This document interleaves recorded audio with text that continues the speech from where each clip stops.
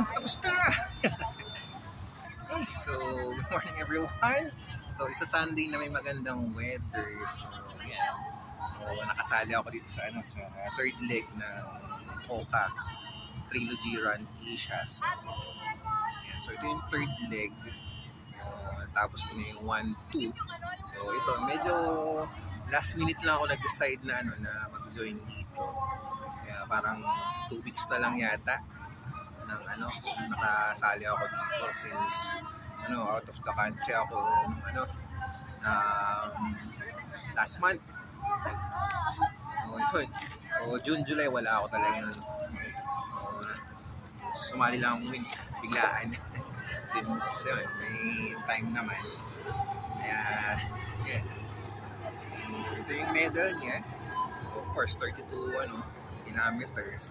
So, inabot ako ng around 4 hours 45 minutes.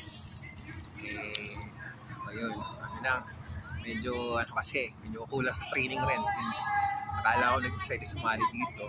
Buti ko sana kung mga 2 months or more than 1 month pa sumali na ako ng training sana ng maayos. So, wala talaga. Okay? So, kaya nangyari niyan is around 21 kilometers is nagka-slight cramps ako dito sa kaliwang bindi ko. Yun, kaya ang nangyari, bali na lang ako, nag-walk, jog na lang ako after nun. Para safe. Mahirap na since babalik na ako ng trabaho. Mahirap yung trabaho, injured ka. Okay? So aside sa medal is syempre may ulit may finisher shirt at meron dito may gum-tech na toothpaste. So ayos yan. Then yung mga usual na binibigay na kaya nila, may banana dito, may sandy barley na sachet ulit. Okay. So medyo bumawi sila ng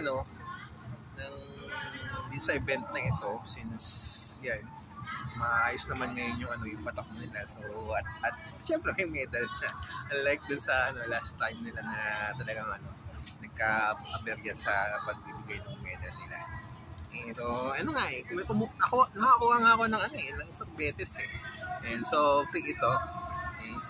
So bali yung ruta niya same lang naman like yung 21 kilometer nila. Kaso nga lang medyo na-extend siya since dumanos may Vicente Cruz pa. Okay? So yun lang, kita-kits ulit tayo sa sa next natin na takbo. Nasa dito.